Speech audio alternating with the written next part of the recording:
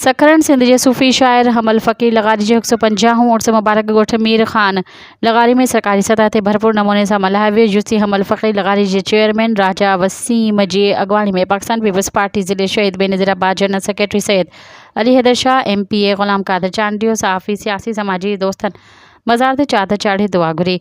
उन खां पोइ अदबी कॉन्फ्रेंस में अदीबन दानिश्वरन मोहम्मद इदरीस जतोई प्रोफेसर फुलोमल माणकमला ख़ालिद साहिल कीरियो जिन हमल फ़कीर जी ज़िंदगी ते मुकाला पढ़िया। सूफ़ी रागिन हमल फ़कीर जा कलाम ॻाए महफ़िल में आयल माण्हुनि खे झुमाए छॾियो। सखरन पुलिस DSP सखरन यार मोहम्मद फुलपोटो जी अॻवानी में बहितरीन सिक्योरिटी जा फ़राइज़ सरअंजाम ॾिना।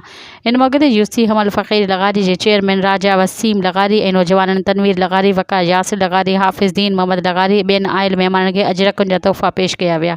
मज़ीद ख़बरनि ऐं तफ़सीलात लाइ विज़िट कयो असांजी वेबसाइट www.awamiNewsHD.com ऐं ॾिसंदा रहो अवामी न्यूज़ HD।